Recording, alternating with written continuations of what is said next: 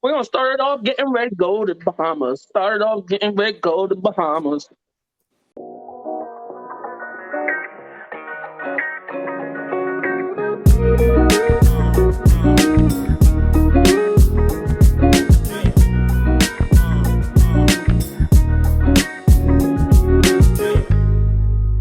Hello, and welcome to another episode of Breaking Down the Tape. As you heard in the intro, we're getting ready to go to the Bahamas, but not all of us, just Hector. And I don't know, can you do the hula for a Caribbean thing? I don't know. There's the promotion for Hector's OnlyFans right there. If you I just know, zoom right? in on a certain part of that screen. Obviously, I'm Papa Smurf. You don't let me pull out the tripod. And we've got Braden from Noble Sports, who just disappeared on us right as I do an intro for him, probably being a dad. If you guys haven't checked out Noble Sports Guy, he is another brand of ours. He will make his way back here in a second. But while we wait for him, Hector, take us around the world of sports, sir. Actually, you know what? Fuck that. I completely fucked up. Guys, today, Hector's going to be talking about a couple of things, like normal. And then we have it's a slow news cycle. You know, it's the end of May. OTAs just started. But the NFL has been talking about some interesting stuff. So we're going to talk about the Pro Bowl a little bit for like once in a million years. So 100%. I mean, where do we even start? If we're gonna, let's just get it out the way so that we don't have to deal with the bullshit later. Let's just hit straight to the point. We're gonna hit the MLB and get over this Josh Donaldson, Tim Anderson bullshit. Like I said, when we were right before we jumped on live, people are becoming too soft, and every little thing that comes out of someone's mouth, the first thing the opposite person wants to say is racist.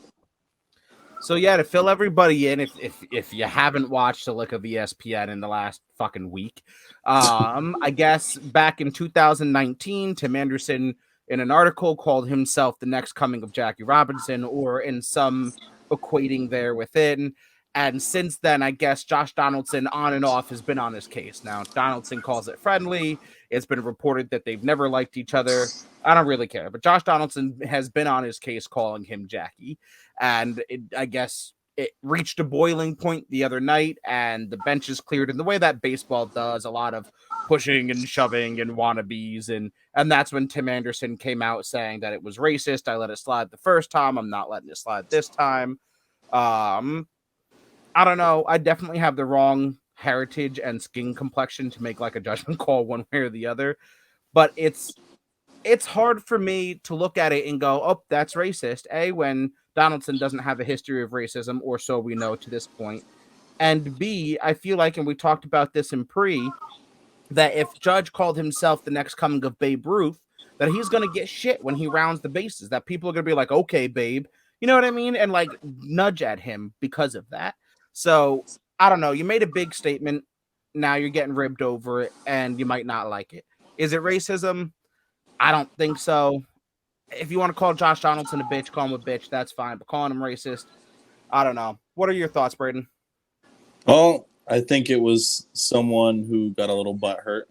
That's the bottom line. Like, looking at the comments, I wouldn't view it as racism. But then again, I'm also not in the minority, so I can't speak from experience. But it seemed like someone got a little bit of a big head, and someone called him out on it, and now he's all butthurt about it. I mean, just look at it. Just think about. Look, the White Sox have played the Yankees, I think, in 2 or 3 series this season so far, and the Yankees have literally just slapped them around with their dick. The White Sox are playing 500 ball. Yeah. You play the Yankees, they've been spanking you the fuck up. You come out, you make this comment that you're the next coming of Jackie Robinson, whatever. And there was already a beef from when we went to Chicago earlier in the season, and Josh Donaldson applied a strong tag to Tim Anderson. It was a strong tag. He did push him off the base. I don't think it was intentional that he drove his knee into him. Right. I don't think that it was intentional for that. He was making a hard play. And obviously, you're going to try to push the person off the bag a little bit to get the call. Yeah, there's things. You know, Donaldson has spoken about how they've played on the same team before, and they've joked about that comment. And they've, like you said, it's 2022 now. That happened in 2019. Over the last 4 years, I'm pretty sure they have gone back and forth about that comment. Sure. So now you come to Yankee Stadium, you're getting your shit pushed in. Granted, you won the last 2. Kudos to you. But does that give you the shit to talk? Like you want to, oh, fuck you, mother. Because I saw the comments right after they won that last game and won 5-0. I shut those motherfuckers up. But we don't get on him for that. Right. But you want to get on Josh Donaldson for telling him, don't seem like you the real Jackie. Mm-hmm. And honestly, you're not, Tim Anderson. You're not. And you never will be. No black man in MLB history going forward will never be Jackie Robinson. No. So when you say a comment like that, people are going to rip you for it because you're not. And what? You're going to be like, oh, well, I'm still breaking barriers. Why? Because you're black in the league? That you're not breaking no fucking barriers, bro. Right. Jackie did that. Right. And even if you want to compare careers, Jackie smokes you out the water. You're not no second coming of Jackie Robinson. Josh Donaldson told you that to your face. And now you got mad and you're like, wait, how do I get him in trouble? You're racist. Mm-hmm. No, I agree with it. And here's my look on this. If, first of all, baseball players, like I said before about the whole fighting thing, baseball players aren't about it. They're never really about it. Some are. That is true. Garrett Wilson kid on the Reds, that man throw bows. That is true. There have been a couple of times in the league. But no, like you said it, he even in Tim Anderson's own quote, he said it back in 2019 and I didn't really fuck with it, but I let him slide. If it was that serious that now you want to make national media attention, that now you want to start crying about it and screaming racism, if it was that serious, you would have handled your shit long time ago. Because if Donaldson said it back in 19 and your paths have crossed all the way this time and he's never said it again, which I find it very hard to believe, because especially if I'm talking shit and I know I'm getting under your skin, I'm going to drive that bitch home and I'm never going to fucking stop on it. So if he said it and he keeps saying it, you want to say something? Now it's a problem to you? You found it such to be a big issue before and racism before, but you didn't fucking, when you had the chance, punch him in the mouth? Nah, I don't know. And I don't know, again, can I call something racism or not? No, I'm not, like Braden said, I'm not in the minority. I can't tell you how he felt and how he took it or how minorities take it. I can't. I'm not that person. In 2022, I want to put a pause to this. I'm the minority. You don't understand. Bullshit. Because there's still racism, just like it's racism to a black guy, racism to a Puerto Rican, a Cuban, a Mexican. There is racism for white people. 100%. But and I agree with you because there totally is. But that doesn't change the fact that I can't speak on the black experience. I can't speak on the Hispanic experience. I can't speak on the Asian experience. That's all I'm saying. I'm not saying that there's not racism that goes all ways. I'm just saying I can't speak on the black experience. I can't speak as a black man saying, oh, Jackie Robinson, calling somebody a black man Jackie is racist. I can't speak on that because I can't speak on that experience. Yeah. But I am saying it's just fishy as shit. You know what I mean? Like, it's just, I don't know. I feel like Braden said, I feel like you're just being a little soft. You're being a little butthurt. You know, you said something, your ego got big. Donaldson's been riding you on it, and you finally snapped over it. Does it make Donaldson a bitch? Yeah, maybe. Fuck, that's your judgment call. Doesn't make him racist? It's hard for me to say yes to that. And when it comes down to the MLB putting their disciplinary actions down, if you want to fine him an undisclosed amount like you did, cool. Suspension of a game, I don't think it was deemed worthy of. Well, that's like Joe Kelly when he got suspended for 6 games for making a face. You know what I mean? Like, I don't know. You know, speaking of Joe Kelly, oh my God, he said a racist comment that same game. What did he say? And no one said nothing. I missed it. What did he say? Yeah, he was pitching to, I want to say it was Aaron Hicks. Aaron Hicks got to first base or second base. He was trying to steal or something. He ended up picking him off. And he said there were some words exchanged. And from what I was reading in a few articles, he said borderline racist shit too to Aaron Hicks. You don't see Aaron Hicks fucking, oh, my pussy hurts. Let me say racism. Right. Nah, I feel you. I did see that pickoff by that was a nice. It was pickoff. right after that pickoff. And you know Joe Kelly. I like Joe Kelly because he don't keep his mouth shut. Yeah. But if you're gonna go after a white man over a stupid comment toward Tim Anderson being a bitch, then go after a white man that's going after a black man on the opposite team. You can't pick and choose when you want to say, oh, this is racist and this isn't. I respect that. I respect that. That's all I gotta say on that shit, because it's bullshit. I think it was complete, utter bullshit, and I can't wait for the next Chicago White Sox series with the Yankees. So then once again, we could drop that big Bronx Bomber dick on their fucking head and just leave it like that. I fucks with it. Anything else going around in the world of baseball? I mean, it's early in the season. It's fucking the end of May. I mean, the Yankees are still fucking on top. Even with a 3-game losing streak, the Yankees are still on top. Astros have been heating up. Aaron Judge is definitely winning the betting on himself thing. Good. He's definitely winning that betting on himself. He 17 home runs, and it's only 40 games into the season. Bro, you almost hit a home run in 50% of the games. Yeah, he's on a tear, man. And like you said, I mean, he's winning the bet on himself, and the Yankees are just gonna have to pay. I could be in the minority, and Braden and Hector, you can talk me off the edge here. I don't know if he continues the rip that he's at. I don't know if I pay him. I think I trade him because he's going to require a dumbass amount of money. He's going to look for Carlos Stanton money. He's looking for that 10-year, $325 million range. And if he continues this pace and he wins MVP, he's getting paid. Even if he doesn't win MVP and he keeps this pace, he is 300, 40 plus home runs, 100 plus RBIs, whatever. He's still going to get paid. He's going to get that $300 million. Right. It's either from the Yankees or someone else. Well, that's what I'm saying. But if I'm the Yankees, it wouldn't be from me. And I love Judge. I love Judge. It just gets to a point where, at what point does it become too much? Well, that's what the Yankees are trying to stop at, because the Yankees don't want to have another Alex Rodriguez contract. Right.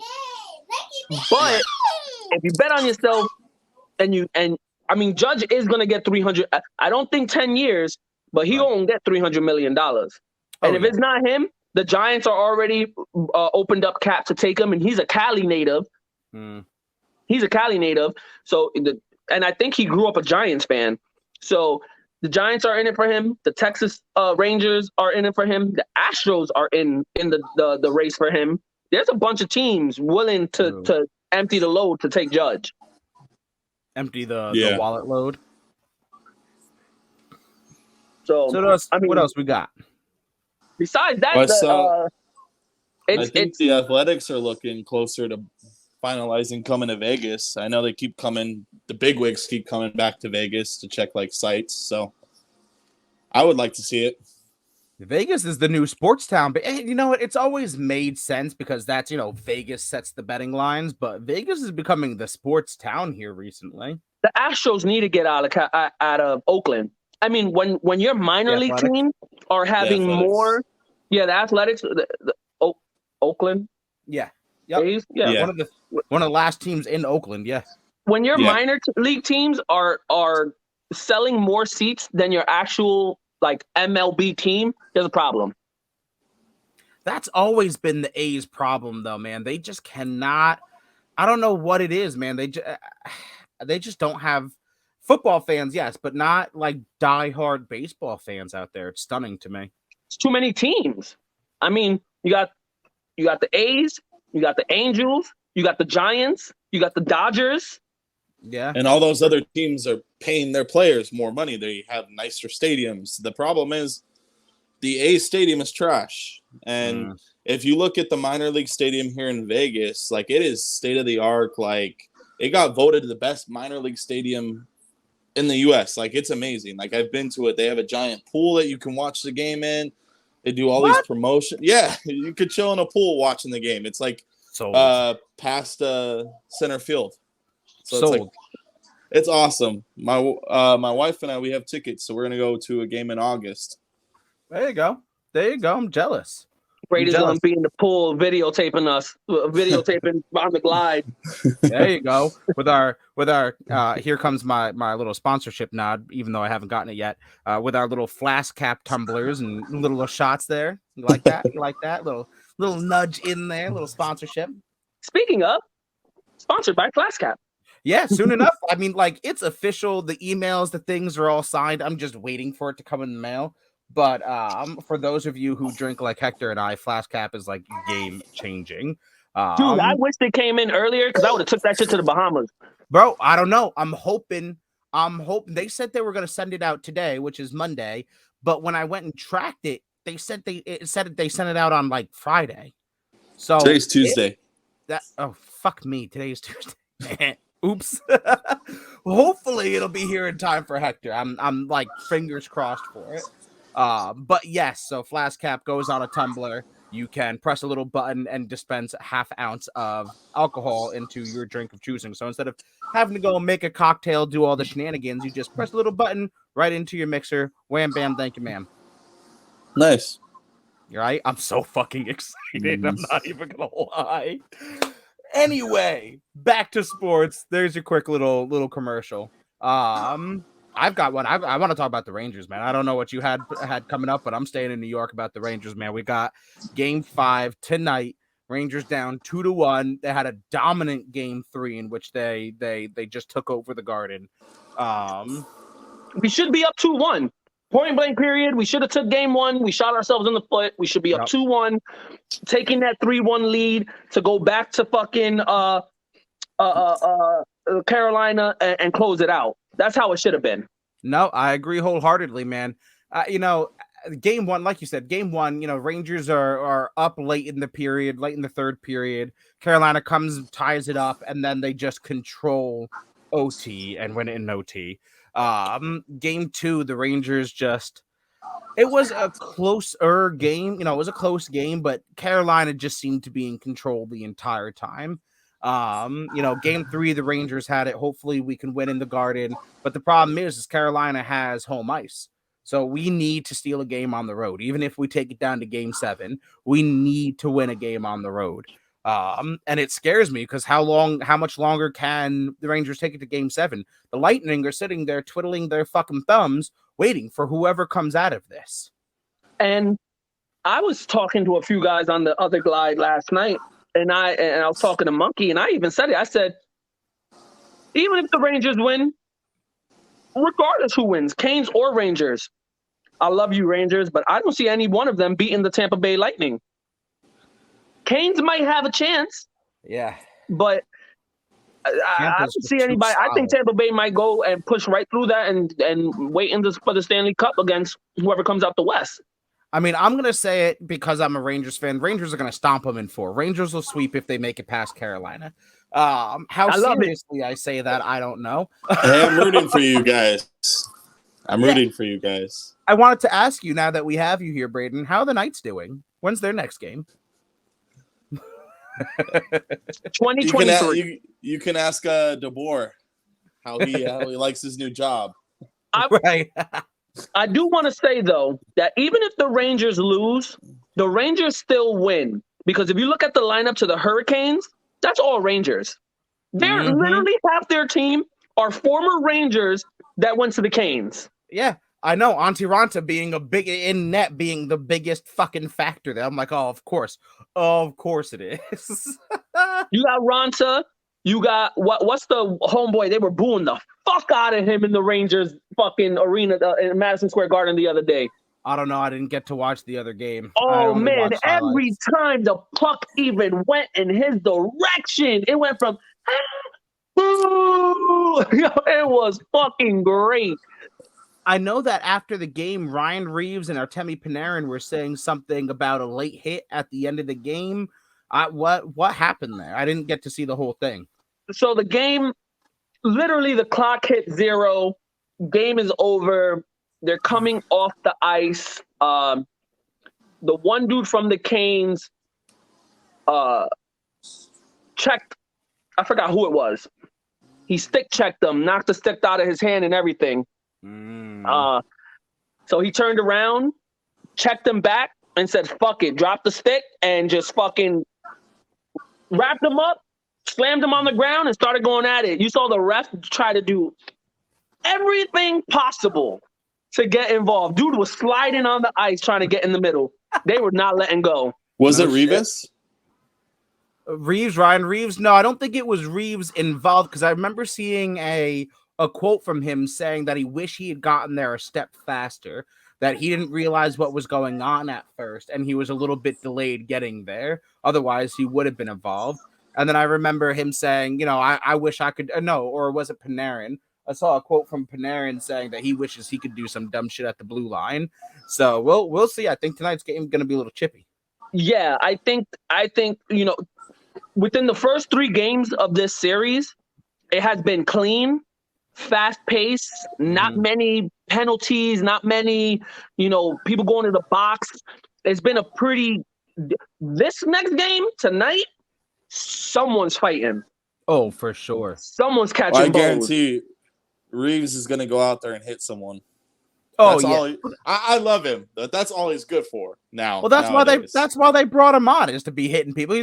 He's a new age goon. He's like the new Sean Avery. I mean, let's be real about it. I love Ryan Reeves. I do.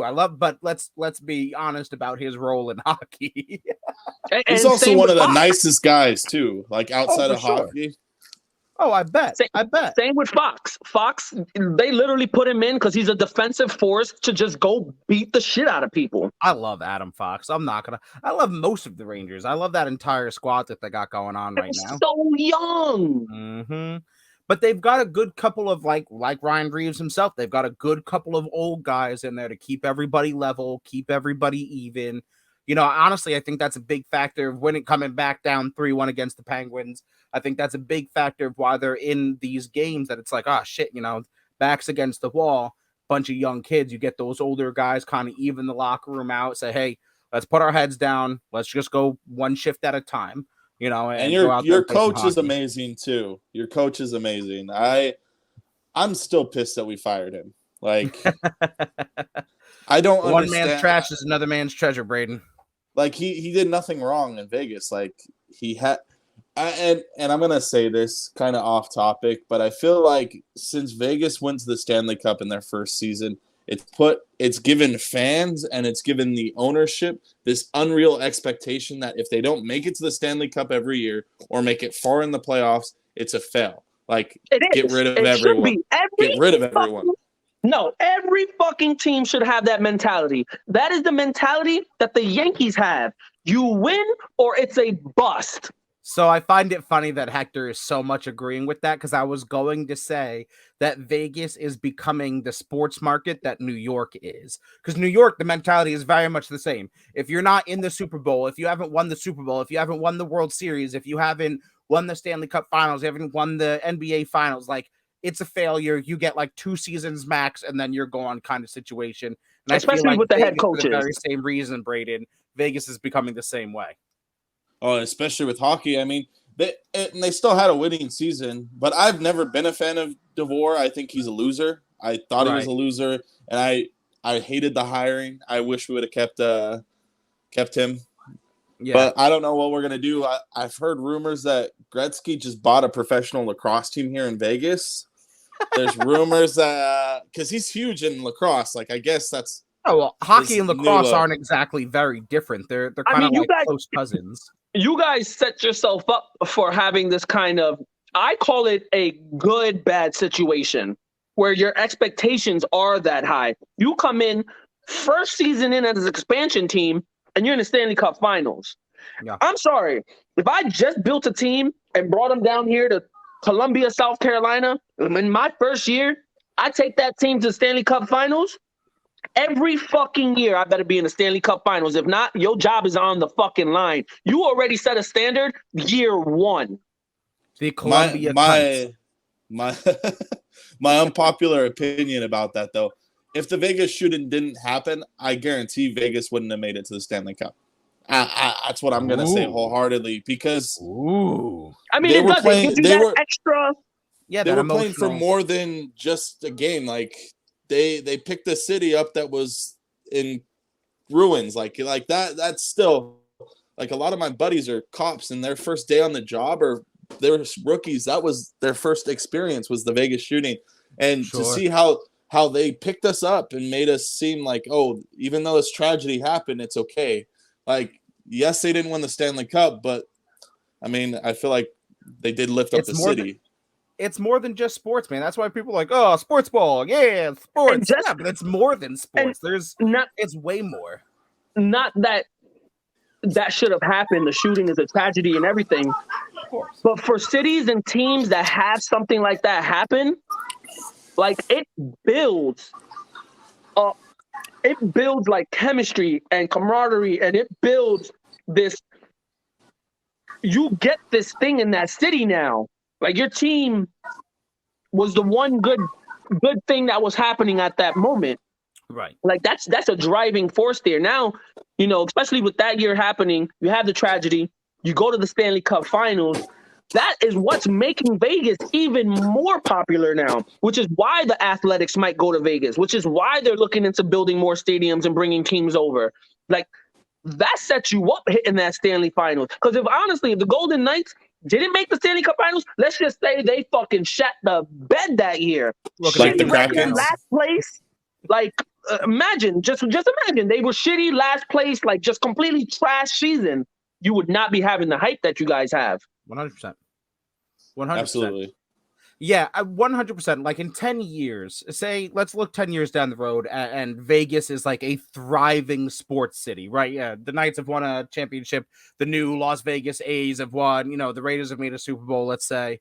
You know, if in 10 years, and I firmly believe it's trending this way, Vegas is a thriving sports city, the Vegas Knights are the ones that made it happen. The Knights are the force. Their success in their first year is key, because if they come out and have a Seattle Kraken kind of year, sports in Vegas dies. But for them to come out and have that kind of year, sports in Vegas is now thriving. I'm not trying to hear any NHL conspiracy theories or sports theorists out there, so don't hit me up in the DMs. And then on top, you throw in that you just built. Honestly, I think the Raiders NFL Stadium in Vegas is one of the coolest fucking stadiums I've ever seen. It's beautiful. Blacked out, like it looks fucking dope. And on top of that, it's not like the Raiders are bad. They're actually playing very well and have a very good potential of they're definitely gonna make the playoffs. That whole division make a good push for the Super Bowl. That's just making Vegas. So you go from Golden Knights going to the Stanley Cup. You got Raiders potential Super Bowl. Like, this is just building. Now, if you get the Oakland A's over to Vegas, granted, they're not going to be over there winning chips yet. But if you put the right pieces in there. Yeah, but you're definitely going to see a bump in viewership. You're definitely, I mean, like you said, Knights' first season, Stanley Cup playoffs. Raiders' first season in Las Vegas, playoffs. Or Stanley Cup finals, then playoffs. You know, I think the A's, give it 2 or 3 years after they move over, you're going to see a huge shift in play. Because who doesn't want to go there? Who doesn't want to go play in the hottest sports market out on the market right now? Like right now, boxing and UFC, they're pretty much all year round. Mm-hmm. Yeah. And most of their fights are in Vegas or in Mexico or in Florida or some shit like that. But most of the time, Vegas. That's where you go for your big money. Mm-hmm. What are those guys doing before they get into their fights or after they're getting into their fights? Mm-hmm. I'll catch a game. Mm-hmm. Or imagine if you're, John D. Everyman, and you're going to go out there, we go to visit Braden and stuff. And I don't know if I heard this right, and I could be wrong, but for some reason, I feel like I heard Allegiant has a sports betting area, a sports betting room now. I could be completely wrong in here. I think they do. Okay, so that's what I'm saying. Like, how cool is that experience? Be like, hey man, let's go catch a game. We're gonna go out and visit Braden. Let's go catch a game, and we're chilling. We're having drinks. In Allegiant's sports betting room. You know what I mean?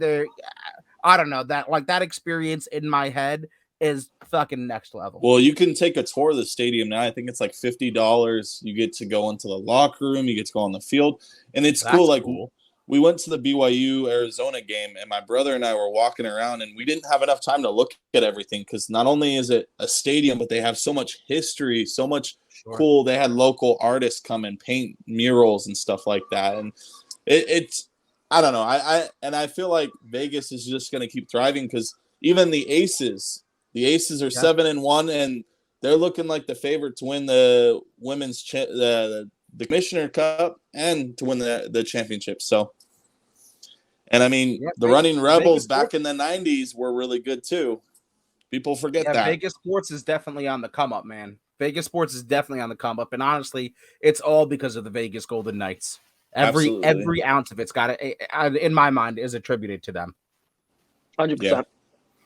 What else we got in the world of sports? I didn't mean to hijack that with hockey talk. We got the NBA, where Miami got their shit pushed in last night by Boston. It was an absolute horrific game on their side. We already know Golden State's going to go into tonight. They're probably going to sweep the Mavs. Even if the Mavs take a game, there's no way they come back from down 3-0 to win 4 in a row against Steph Curry and that kind of powerhouse that they got with them guys that could shoot the ball. No way. We'll see. The Miami-Boston matchup, like I said, is back and forth. Miami plays well at home. Boston plays well at home. They both took each game at their respective homes. It's like a flip-flop. I don't like games like that. I don't like series like that where it's a blowout every game, depending on who's home. Right. But then again, you want to hear a crazy stat about the whole entire series so far? So there's been 12 quarters. The Celtics have led or outscored Miami, and I want to say it was 9 of those 12 quarters. Miami's only outscored Boston in 3 quarters, and it's still tied 2-2. Jesus. Like, Boston is killing it. Like, I'm not a Boston fan. I'm a Utah Jazz fan, and they're at home. But Boston, I would have to say, is one of the best teams since January. I would have to say they're killing it. Oh, they have been since that and they actually brought it up on SportsCenter one day. Since that really, really bad loss to the New York Knicks, they pretty much didn't lose after that. Why does New York continue to do this? We did it with Drew Bledsoe. The Jets, the New York Sack Exchange knocked out Drew Bledsoe, and then we all the fuck know what happened there. And then the Knicks beat the piss out of the fucking Celtics. And look at this shit. Why the fuck does New York sports continue to fuck up Boston teams just for them to go nuclear on their respective sports? Why? Why do we keep... Congratulations, you played yourself, New York. Fucking Jesus. Now, whoever makes it, obviously, like I said, Golden State, to me, is 100% going to be in the finals. What's going to happen between Miami and Boston? I don't know. I do think Boston wins it, though. Not going to lie. I think Boston steals ones in Miami, goes home, and ends it. Well, especially with all the injuries, too. Boston, Golden State final. A Golden State Warriors, Boston Celtics final would be... I think it would be exciting because that's a very potent offense versus one of the best defenses in the league. I think Boston has a better chance in that series, in that finals, than a lot of people would give them credit for. Now, again, casual basketball fan, I feel like the need to say that at the beginning of every statement that I make about basketball. But having paid attention vaguely to these playoffs, a little bit more than vaguely to these playoffs, I feel like Boston's been counted out before they've ever entered every series. And they've come out here and kind of blown people away and played way better basketball than people anticipated. So I feel like Boston playing the Warriors is going to be a 7-game, like, way better series than people think.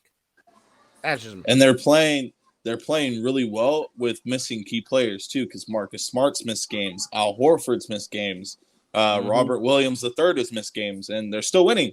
Like, they're a lot of fun to watch. Like, I've watched a lot of their games, and it's just entertaining. Like, they're killing it at 3-point. I have noticed, and it's funny that you just said 3-point, Braden. I have noticed when they shoot too many threes, they shoot themselves in the foot. Because when they shoot too many threes, their percentage of how efficient they are shooting those threes go down. Right. The less threes they shoot, I feel like they make more threes the less they shoot it.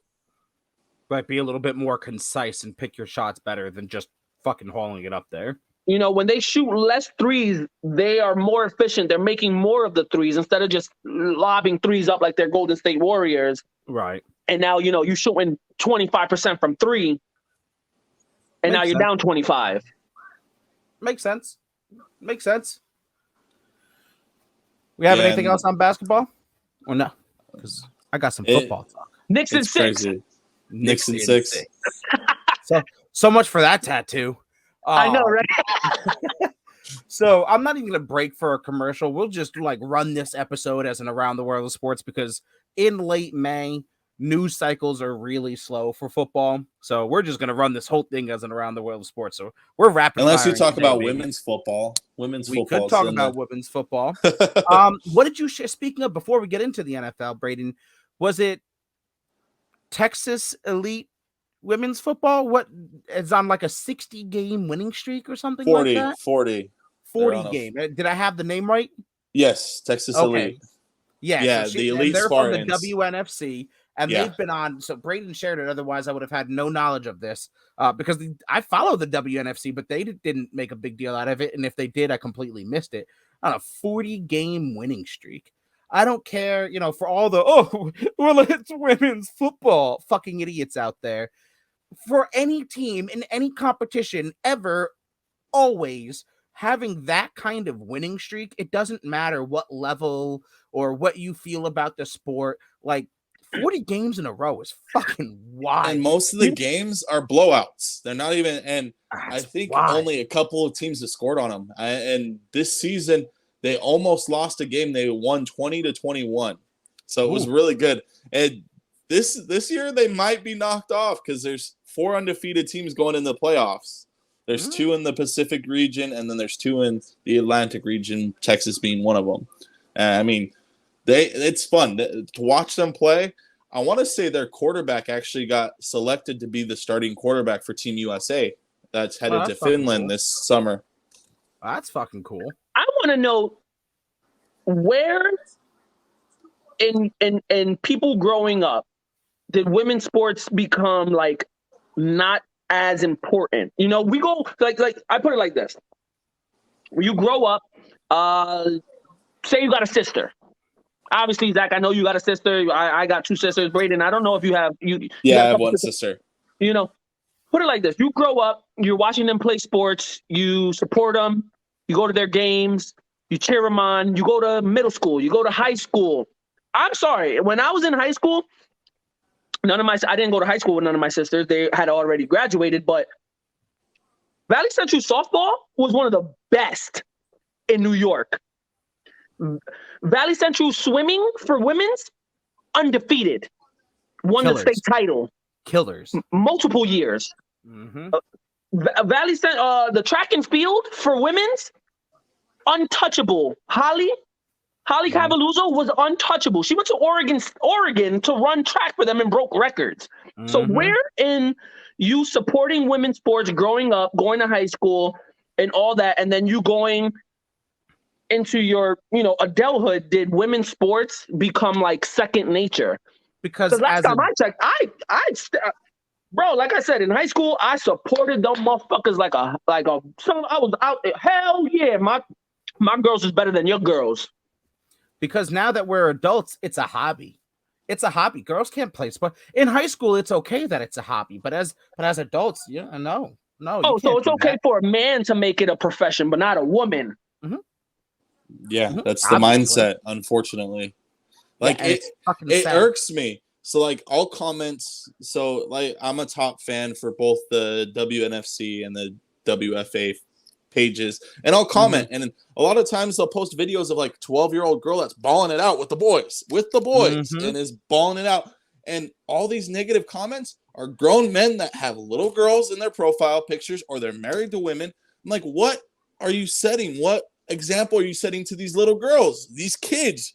You're telling them they're not as important because of the gender? Like, are you kidding me? Like, it's Like just now, frustrating.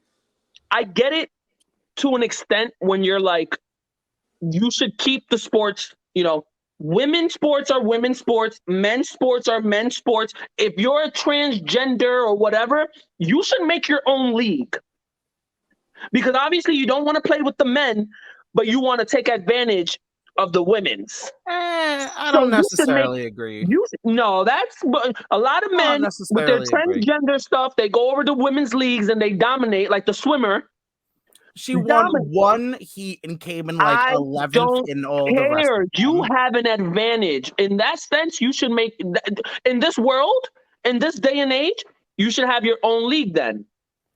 You should have your own league. I don't necessarily disagree. I don't disagree in like a co-ed. It doesn't matter whether you're female, male, transgender, whatever. As long as you sign a waiver and you're cool with it, fine. Whatever floats your boat in the end. Well, I don't care. A lot of these little girls are playing with the boys because there isn't a league for girls. Right. And that's why. And they want to play. And I'm all for it. If you want to play and you can... Some of these girls can hit, man. Like, while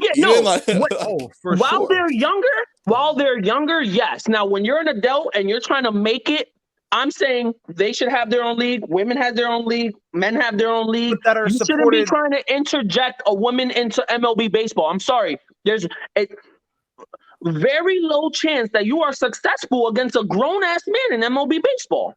I think the point that Hector is trying to get to before we get too far derailed is that there should be professional leagues that are supported just as much as men's leagues. I think is the original point that Hector was getting to. 100%. I'm just saying, especially I know people will try to take it out of content and all that. That's why I wanted to make sure we brought it back. Day and age, if you want to be in the LGBTQ and all that stuff, and you want to be a woman being a man or a man being a woman, you should have your own league so there's no interference, no nothing, and people can go and if they want to support that, go support that.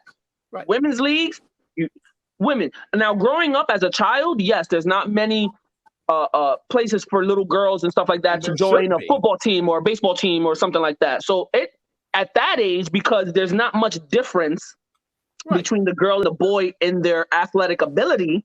Right. It's okay to let them play together. I'm not going to lie, though. I'm going to take a different stance than you. Not that I'm saying it's not okay for girls to play, sports with boys, but I think there should be girls' leagues. Not to separate and segregate and, you can't play with the boys because you're not good enough, but to highlight their own. Like, to Braden's point, especially on like Lois Cook, we've all talked to, we've all made friends with. Check out the comments on her TikToks and her videos and stuff. Oh, well, you wouldn't last a day in the NFL. She's like, great, but I don't play in the NFL. Like, I play in the WFA. It is. Right. Keep it to the competition level And it's not like one's better or different or this or that than the other. It's just, this is the competition here. That's the competition there. So keep it to your levels. That's it to your spaces. What I'm trying to say, Zach. You got to keep it to your level of competition. Right. Right, you cannot make it unfair because it is unfair. Not that it's unfair that a woman's in MLB, they're at a disadvantage. Right, and there should be leagues that support and promote young girls that saying, hey, look, this is a girls' league because there's steps to this. Just like in boys' leagues, there's Mighty Mites, there's modified football, there's JV, there's varsity. There should be the same level of support for girls individually to say, hey, I can climb these ranks in my divisions, in my gender, in my, happiness. The fact that women's sports, girls' sports are not as heavily promoted as men's, as young boys, is just wild to me. What kills me also with it is even in the women's leagues that are out there, who's coaching those leagues? Men. Why are they coaching that league? Mm-hmm. Why are they coaching that league? They should. I'm 100%. They shouldn't be. A woman should be coaching that team. I don't disagree. Why are you putting a man in a position of power in a league that he's not playing in? I personally think that it's because there's not enough interest, because there hasn't been enough representation. We are still in like the fucking newborn age of promotion of women's sports. Yeah. You know what I mean? And I pray to God that because I agree with you, with more and more women entering the NFL and coaching in other roles and front office roles and major power play roles.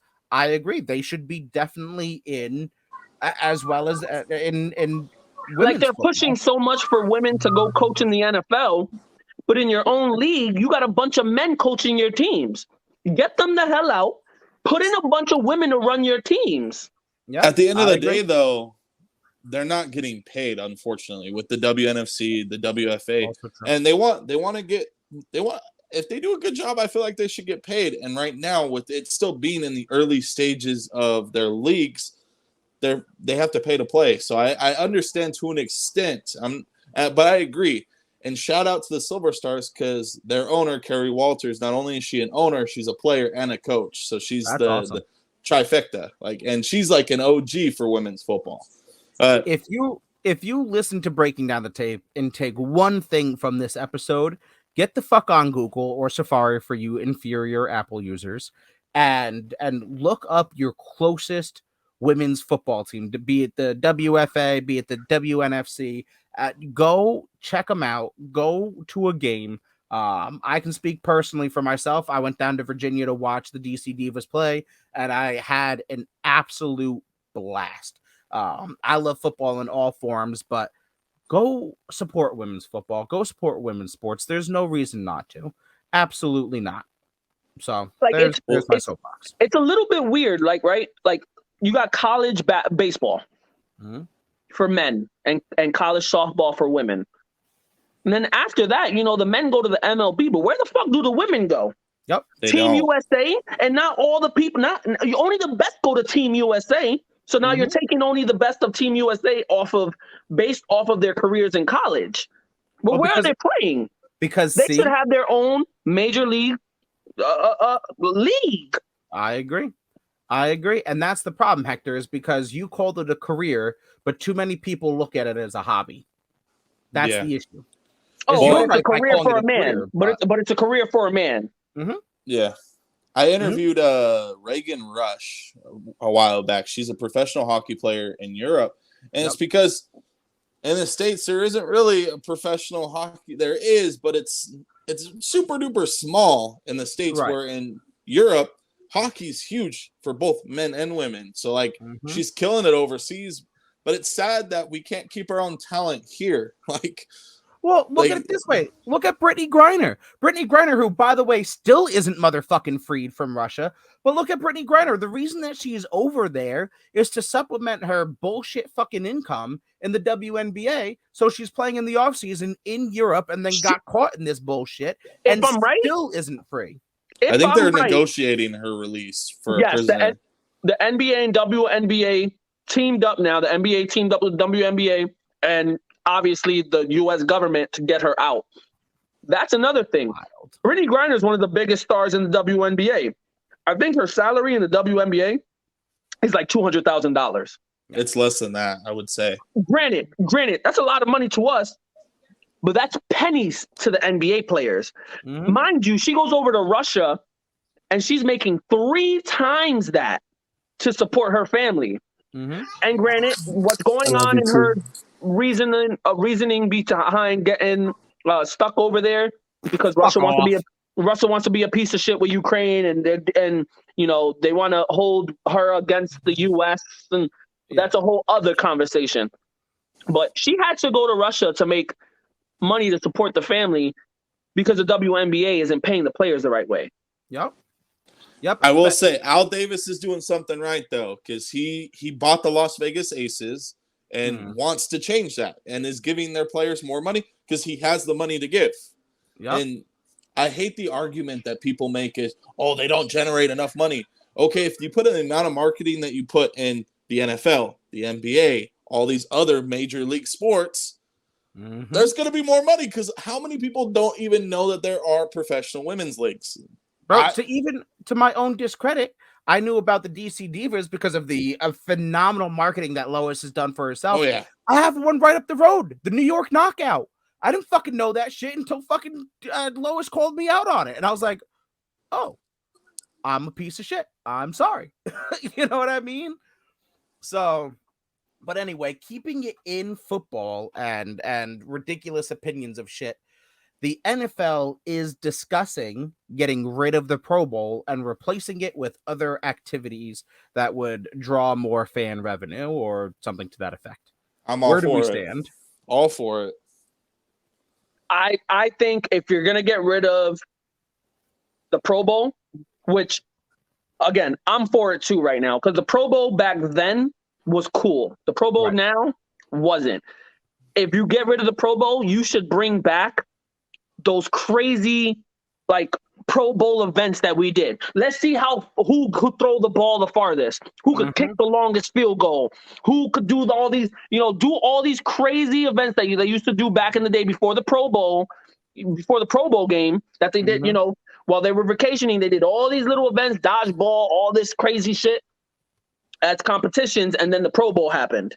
Right. You can bring that shit back. So I put out a TikTok on this earlier. So I agree. That was already in my head. Like, bring back the throwing competition with quarterbacks. Institute a race, like 100-yard dash between, receivers and running backs. A beer chugging, a flip cup competition with NFL linemen. So, but somebody commented on my TikTok and he absolutely wins this. He said, have them do competitions from other sports. So a home run derby, a 3-point competition. Hey, you know what I mean? Like, hey, why not? Right. A speed, from the NHL, a speed skating or a hardest slap shot competition. And I was like, wait, what? That's fucking awesome. Seriously, I would take AFC versus NFC in a softball competition. Let's go. Could you imagine like linemen in a home run competition? Imagine the tanks, the absolute fucking nukes that are going to be launched into the stratosphere in that style of competition.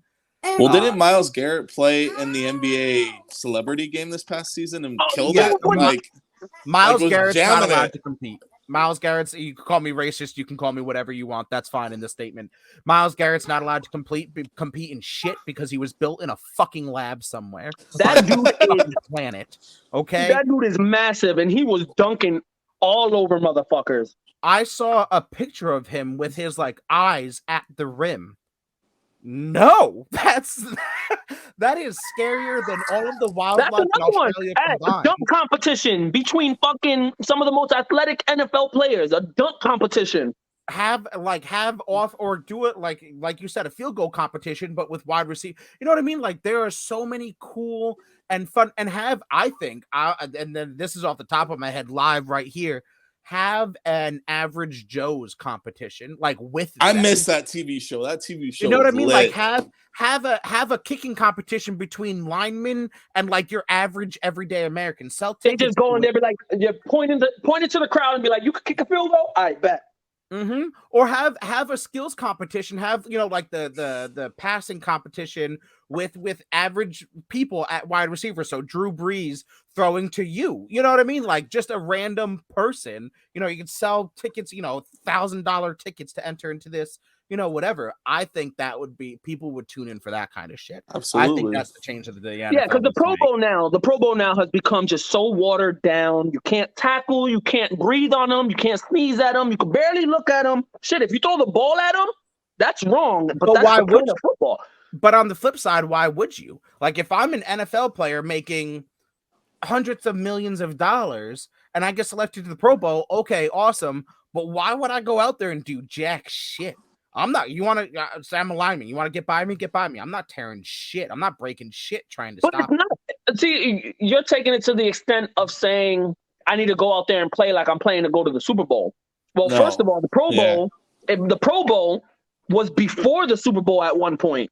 Yeah, it still is. So that the people that got elected that are going to the Super Bowl can still go to the Pro Bowl. I hated the fact that they put it after the before the Super Bowl. It was, I think, after. Yeah, it used to be after. Now it's before. Whatever it was. That in itself got me upset. I'm not saying go out there and play 100% like you're trying to play for the Lombardi Trophy, but I'm saying go out there and give a show. I don't want to. If I wanted flag football, I'd go see flag football. But I'm not trying to see you in I'm not trying to see you in pads and helmet for a running back to take a fucking HB dive, get 15 yards, and the minute a linebacker comes up to him, they're blowing the whistle. Right. Well, that's exactly why they need to do away with it, because the expectations of seeing an NFL player in pads and full uniform says, okay, I'm about to watch competition, but it's not. So why have it anymore? Just like I said, do all of this extra fun shit that I think would be absolutely wild to watch. And like a chugging competition between linemen. Oh, okay. Since you brought it there, I was about to say it, and this is just personally me. Bakhtiari would win. I will take on anyone. You want average Joes versus NFL players drinking competition. All I need is me and Zach. Sold. A crate race, we got him. I'll take any NFL lineup in a crate race. Let me pick my guys. I'll take any NFL lineup. Brayden, you're on the box of wine.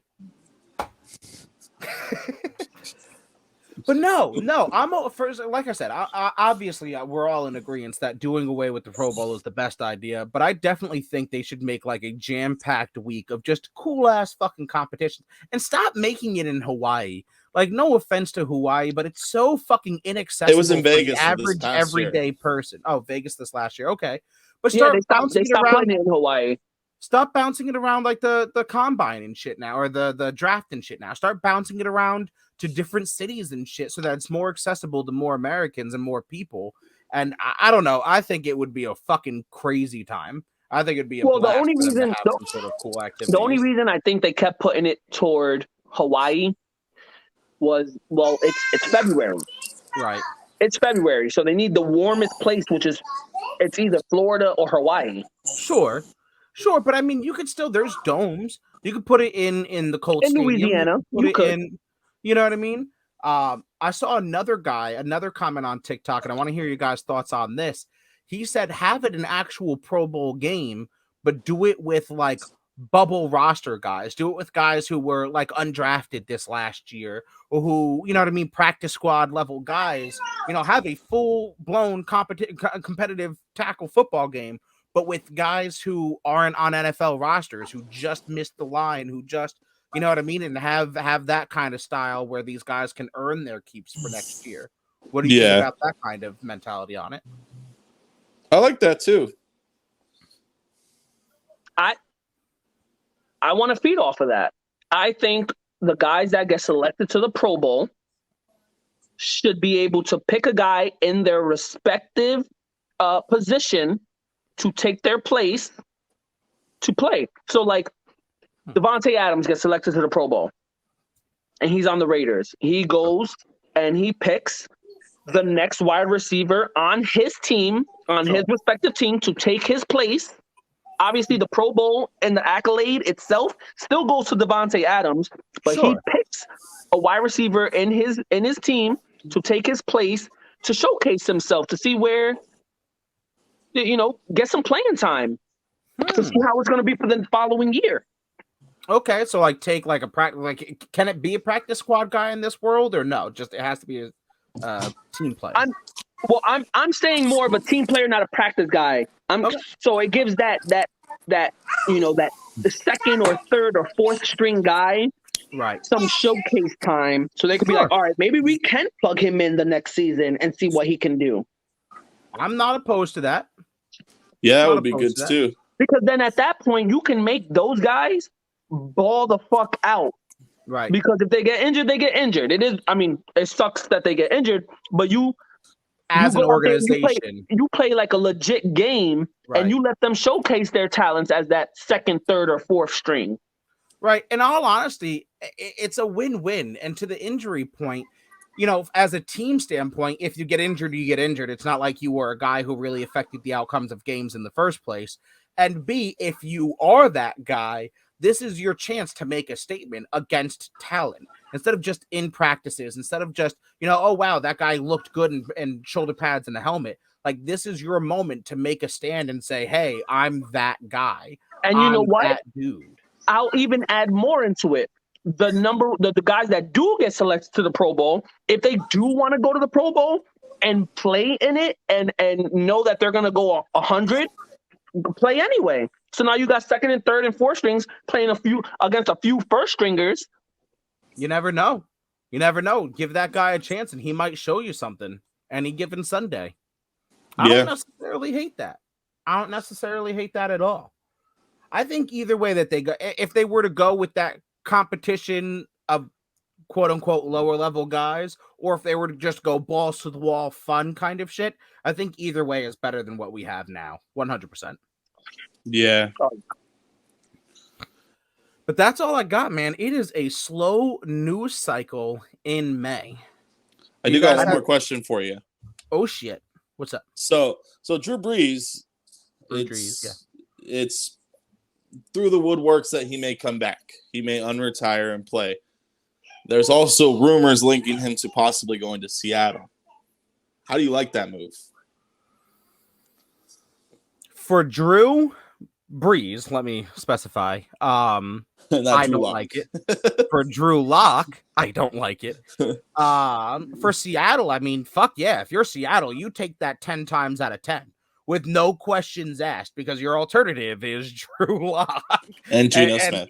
If Drew Brees comes knocking on your door, you say yes. If you're everybody but Tampa Bay, or Green Bay, you fucking say yes. Period. End of story. But if you're Drew Brees, like that's dicey. First of all, like, do you think does history look favorably on Brett Favre? No, not fucking really.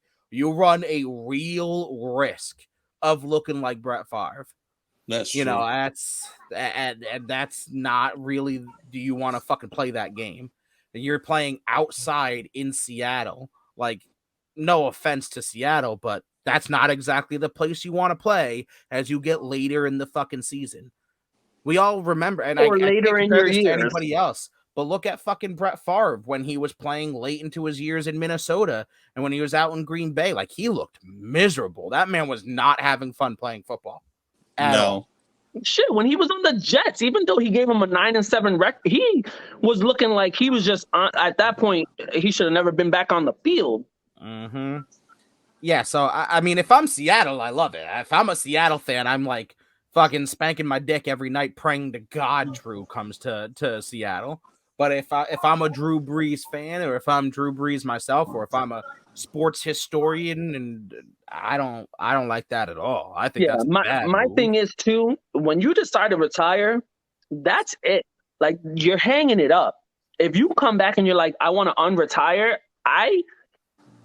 you're ruining your career, bro. Like, you have a certain outlook of your career. You retire, and then 2-3 years down the road, you're like, I think I still got it. Like, now you look like a dumbass. Yeah. Like, I think the only person that could pull it off was Marshawn Lynch, and he only did it for a couple games. And he didn't even play to the extent of how he played when he was in the league the first time. Mm-hmm. He was not the same Marshawn Lynch. Yeah, I think everybody, with the exception of Tom Brady, unretiring is going to look bad. But that's barely a retirement. I don't even consider Tom Brady a retirement. Yeah, he went on vacation. That was a mini vacation where you got into an argument with your wife and you were like, fuck it, I'm going back to work. Right. Yeah, no, I don't know. That's just it's a bad look for me. There's no way you can, like, if it's a dome team, at least it's a little bit better. Like, if he's going to Indy, right? Like Indy or the Cowboys or fucking Las Vegas, like, you can kind of convince me, that maybe it's not such a terrible move. Or if he's going to a Super Bowl ready team, like if he goes to Vegas, if Vegas were to bring back Drew Brees, I don't look as negatively on the situation. Yeah, I would like that too. But no offense, Seattle is not a Drew Brees away from a Super Bowl win. Yeah. They're just not. Yeah. They're a couple things away. I will say, I think we're going to be better than people expect. I'm going to say that, even with Drew Lock and Geno Smith leading the way, because I think next year we'll get a quarterback. That's what I was thinking their logic was in this draft, because the quarterbacks in this draft were not good. Not at all. No, it's not knowing that you want to hang your hat on. If Seattle's smart, you tank this season. You get a top 10 pick and you go for Stroud or Rattler or one of these QBs that are actually going to make an impact to your team. It sucks. You don't want to tank, and I'm not saying going out and tank like some of these teams that actually go out and tank. Right. But like, you go out, you play the best you can with what you got, you get a top 10 pick, and then you go from there. But I don't know, see, because I agree to a point, but I'm also super wishy-washy because Seattle has a real chance at number 2 in that division. The Rams have it locked up, sold, done. Rams are number 1. Kyler Murray hasn't shown up and has no intention to until a deal is worked out. And Debo hasn't showed up and has no intention to until a deal is worked out or he's traded. And who's the Niners quarterback too? Like, that's what I'm saying. They still got Jimmy G on the roster, and there's a lot of rumblings that the reason Debo wants out is because of Trey Lance. Whether that's real or not, that's up for debate. But Seattle has a real chance at number 2 in that division. I like that take you said, Zach, because Trey Lance is taking ball time away from Debo. He likes to run the ball and do all those wild. He's taking the ball out of Debo's hands. Yeah. See, there's also rumor though that he doesn't like that running back shit. That he just wants to be pure and utter wide receiver. He doesn't like it because they want to pay him as a running back when he's a wide receiver. Also fair. So I don't know. I agree with you to a point that they need something other than Drew Lock and Geno Smith, but at the same time, they could make, a decent attempt here. Yeah, I don't know. It'll be interesting to see how our line is. I like the moves they made with the line. I mean, they just signed Godwin, whatever his name is. Are you like Colby introducing yourself? Hi, I'm Braden, and we just drafted an offensive tackle. Yeah. 10 years too late, but you drafted 2 offensive tackles from my understanding. And one of them's like a T-Rex. Got a big head, little arms. Yeah. I don't know. It's gonna be interesting. Again, to reiterate, I'm not a huge fan if Brees does that at all. For his reputation, I think it would tarnish his rep. So. I just really want to see him as a analyst. Speaking of the games, plugs. Yeah, I just want to hear him like break down games better than Tony Romo.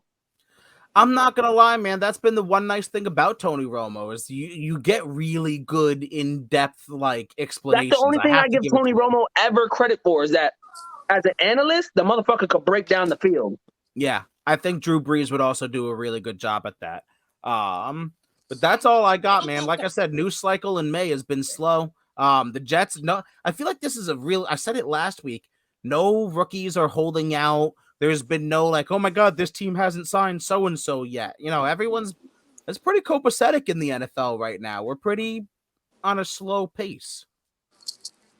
I'm excited. The Jets got all their rookies signed. There's no bullshit contract shit going into there. I'm excited. But besides that, I'm going to have to take the high road right now because Chrissy yelling at me to hit the road, Jack. All right. We'll end it with the fact that we are brought to you by Flask Cap. That shit's official, even though it's not here yet. Flask Cap, even though it's not your fault. I'm excited. So check out the Flask Cap on all of your social medias. They are who sponsor us here on Forward. And convenient drinking. What more sales pitch do you need? Convenient alcohol. But please drink responsibly in that very same vein. Check us out, Breaking Down the Tape, on all of your social medias, Facebook, Instagram, Twitter, TikTok, all the good stuff. Subscribe on YouTube, wherever you get your major podcasts. Also, our boy Braden from the Noble Sports Guy. Go check him out. He is with us. The poor misguided soul that he is. He's been having fun great daughter. Fuck you. Yeah. So please check out Braden. He is, as you saw before, one of the most mild-mannered people you can find until you start bad-mouthing women's sports. He brings great spotlight to women's sports. So please, please, please go check out Braden at Noble Sports Guy. Before I give it to Hector, Braden, do you have anything? Stay classy, Vegas. Hey. I like it. Hector, hit him with it. I said what I said. Next episode, you will see me in the Bahamas. Maybe even live. Ooh.